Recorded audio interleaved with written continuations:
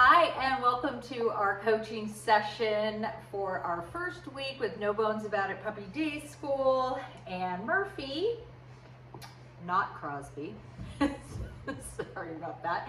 Hi, buddy. Oh, there's a kitty back there. There's a kitty back there. What's that kitty doing? I don't know.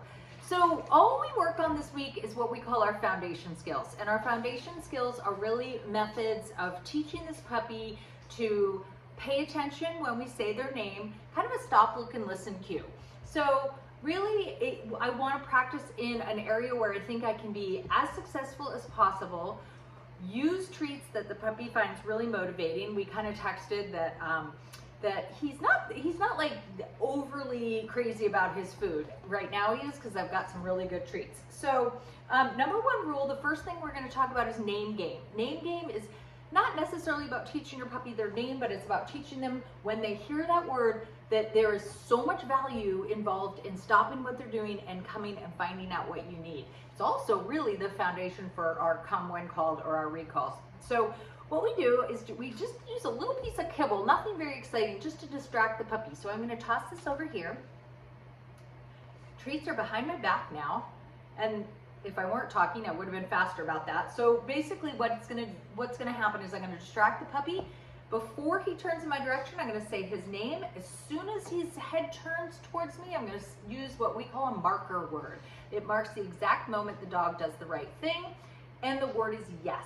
So it would look something like this. If I were trying to get him to sit, here's how I would use my marker word.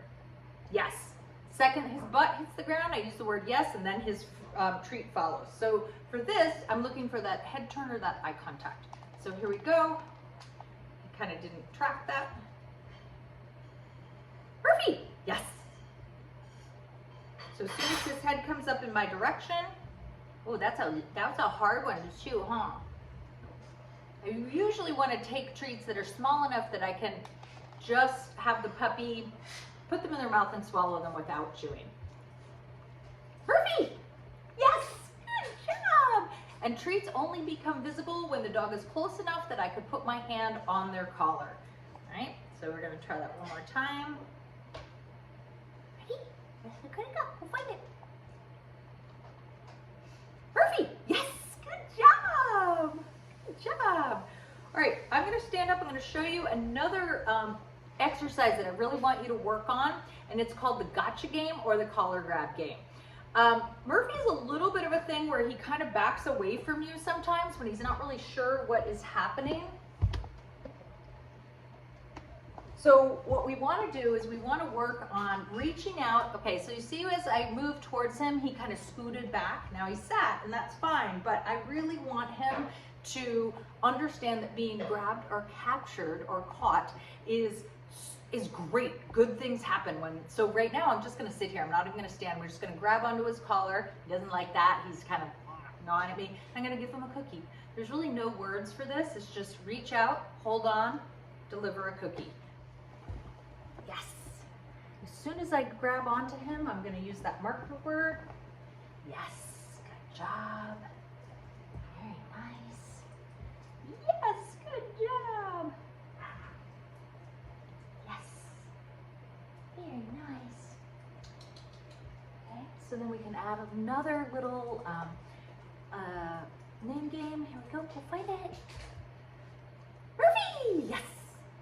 Okay, so again, I reached out and he kind of backed away and sat. So I'm going to try that again. Murphy! Yes. Good job. So that time I tried not to move too. Murphy! Yes. Too fast or move towards him too much. I didn't want him to back away. So the last thing that we're going to teach, I'm going to scoot a little bit closer here and to the side. So right now we've got name game and we've got name game and the gotcha game. The other thing we're going to work on is what we call hand targeting or the touch game. It's another method to get your puppy to focus on you.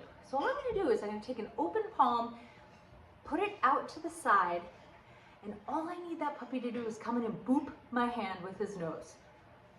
Called a hand target or touch. So touch. If the puppy's sitting, a lot of times they don't touch. Yes. Okay, we'll just be really gentle. Again, he's a little uncertain. Touch. Yes. So right now he's doing it because he's just sort of curious. Is there food there? Touch. Yes. Touch. Yes. Touch. Yes. So I use that marker word. Again, keep your food treats hidden. Touch. Yes. I really like to have the dog not sitting while we're practicing this. Touch. So they learn to move towards my hand. Touch. Yes. Good job. Touch. Yes. I'm gonna see if I can get real close here so you can see what this looks like. Touch. Yes. And then the treats get delivered right in front of that hand that he boops. Okay, I'm gonna switch hands this time. Touch. Yes. Good. If he's having a hard time, make sure that you stand up and get him moving so that he doesn't decide that just sitting is the best idea. So I'm gonna stand up. Touch. Yes. Touch. Yes. Good job. Touch. Yes. So with all of these exercises, it's super important that we do not repeat cues. So for name game, if I say Murphy and Murphy doesn't look at me, game over. I don't sit there and say Murphy, Murphy, Murphy, and then he looks at me and he gets a cookie. That's the opposite of what we want to do. So I want to make sure that I can pick times wisely. If you've got multiple people in your household, you cannot have, you know, everybody saying his name at the same time. We need to make this super valuable. I also tend to not use a puppy's name a lot because they hear it so much in a multi-person household that I tend to just use stuff like pup, pup, pup, or hi buddy, so that when I do use their name, there's lots of value associated with it. Also trying to not use their name when they've done something that's not a good choice. So, you know, we're not constantly saying, you know, Murphy no, Murphy off, Murphy stop, no jumping. Those all lead to sort of the, again, antithesis of what we're looking for. So same thing with the hand targeting. If I put my hand out and I say touch and he doesn't do the right thing, put it away. Figure out a way to make it easier. Can I make the distance shorter? Can I have less distraction? So those are really the only things I want you guys focused on over the next couple days. You can have multiple people work with the puppy, but I think it's really advantageous to have one person start, get the dog kind of good at it, and then you can trade off. Having more than one person at the same time working can be confusing until the dog gets pretty good, pretty solid at a behavior. So we've had a great first week. We are so happy to have Mr. Murphy in our program, and we can't wait for the next couple weeks. Have a good weekend. Bye. Say bye.